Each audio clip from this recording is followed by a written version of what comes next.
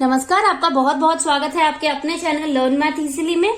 आज हम latest theory के अंडर दो और बहुत इंपॉर्टेंट डेफिनेशंस डिस्कस करने जा रहे हैं, जिसे हम कहते हैं supremum and infimum of a set. कोई भी हमारे पास में एक नॉन एम्प्टी सेट है X, जो कि पोसेट P का सबसेट है, उसका हमारे पास में सुप्रीमम और इन्फीमम क्या होता है। हमारे पास में सपोज X एक बाउंडेड अबव सेट है, तो हम उसके जितने भी अपर बाउंड्स हैं हम उन्हें कंसिडर कर लेंगे। उन सभी अपर बाउंड्स में से जो सबसे छोटा अपर बाउंड है, X के जितने भी अपर बाउंड्स हैं, suppose A dash, A2, A3, A4, A5, AT, जितने भी अपर बाउंड्स हैं हम सबको कंसिडर कर लेंगे। उसमें जो सबसे छोटा है, सपोज A4 जो है इन अपर बाउंड्स में से सबसे छोटा है, यानी A4 less than equal to all these elements अगर है, तो हमारे पास में इस A4 को हम कहते हैं सुप्रीमम ऑफ X। और अब हम बात करें अगर इन्फीमम की, तो हमारे पास में X पहले की तरह एक non empty subset of poset P है।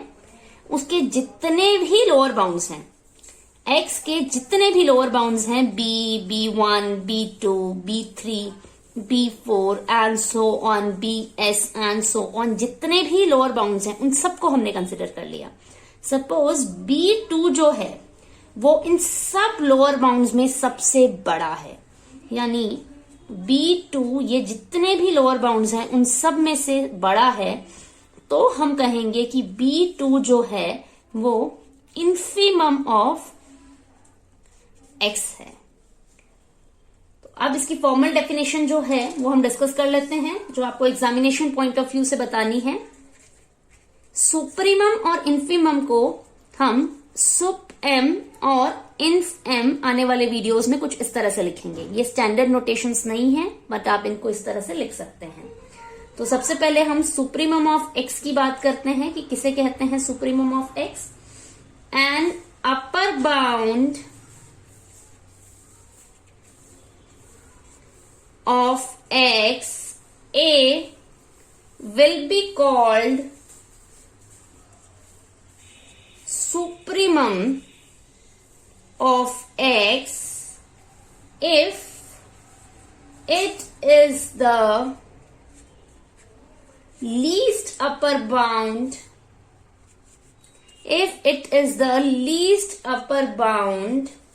of X, that is A less than equal to T for all upper bounds T of X। जितने भी अपर बाउंड्स हैं X के, उनको हम T से डिनोट कर रहे हैं।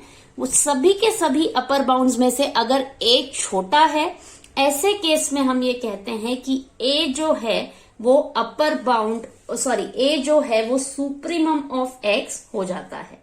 अब हम बात करते हैं इन्फीमम ऑफ X की। A lower bound of X B will be called infimum of X if it is the greatest lower bound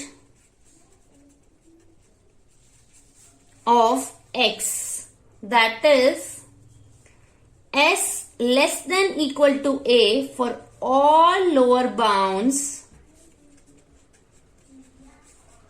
S of X। जितने भी लोअर बाउंड्स हैं X के, अगर B इधर B आएगा, जितने भी लोअर बाउंड्स हैं X के वो अगर B से छोटे हैं, तो हमारे पास में B जो है वो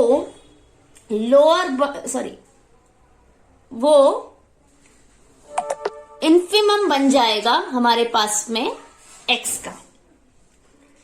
अब यहां पर हम एक रिजल्ट कर रहे हैं कि सुप्रीमम और इन्फीमम अगर एग्जिस्ट करते हैं, तो वो हमेशा ही यूनिक होते हैं। ये चीज आप खुद प्रूफ कर सकते हैं। मैं यहां पर आपको सिर्फ इसके स्टेटमेंट बता रही हूं और एक्सप्लेन करके बता रही हूं। We can prove that supremum and infimum if they exist are unique। अब कैसे? फॉर इफ सपोज हमारे पास में दो सुप्रीमम्स एग्जिस्ट कर रहे हैं। For if a and a dash are both supremum of x, then अगर हमारे पास में a और a डैश दोनों ही सुप्रीमम हो जाते हैं x के, तो हमारे पास में by definition of supremum a less than equal to a dash होगा, क्योंकि a सुप्रीमम है तो वो सभी के सभी अपर बाउंड से छोटा होगा। और a डैश जो है वो भी सुप्रीमम है, तो वो हमारे पास में सभी अपर बाउंड से छोटा होगा। तो a less than equal to a dash and a dash less than equal to a, then by anti symmetry जो कि हमारे पास में सेकेंड प्रॉपर्टी होती है पोसेट की, a is equal to a dash. अब यहां पर देखिए, यहां पर हम पोसेट की प्रॉपर्टी क्यों अप्लाई कर रहे हैं, क्योंकि x जो है वो एक नॉन एम्प्टी सबसेट है पोसेट p का। तो हमारे पास में जो भी प्रॉपर्टी p के लिए होल्ड होती है, जो कुछ भी प्रॉपर्टी p के लिए होल्ड होगी एलिमेंट्स के लिए, वो x के एलिमेंट्स के लिए भी होगी, क्योंकि वो x के एलिमेंट्स कुछ और नहीं बल्कि p के ही एलिमेंट्स हैं। तो यहाँ पर एंटी सिमेट्री x के एलिमेंट्स के ऊपर होल्ड होगी, जिसके कारण a is equal to a dash आ जाएगा। इस तरह से हमारे पास में सुप्रीमम और इन्फीमम की जो डेफिनेशंस हैं वो यहीं पे कंप्लीट होती है। यहाँ पर कुछ स्पेसिफिक नोटेशंस होती हैं जिन्हें हम सुप्रीमम और इन्फीमम को डिनोट करते हैं। सपोज हमारे पास में a और b कोई भी x के दो एलिमेंट्स हैं। यहां पर मैं आपको नोटेशन बताती हूं।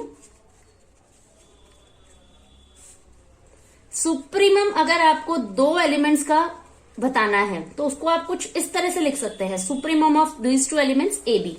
इसको आप इस तरह से डिनोट करते हो a। इसको आप, इस सिंबल को आप बोलते हो ज्वाइन। या फिर दो एलिमेंट्स के सुप्रीमम को आप a ज्वाइन b भी लिख सकते हो, या a प्लस b भी लिख सकते हो, या फिर a यूनियन b भी लिख सकते हो। इस सिंबल को हम बोलते हैं यूनियन। ये हमारे पास में कुछ सिंबल्स होते हैं supremum of two elements a b के। इसी तरह से कोई भी दो एलिमेंट्स का इन्फीमम, हम उसको इस तरह से इन्फीमम ऑफ a b भी लिख सकते हैं।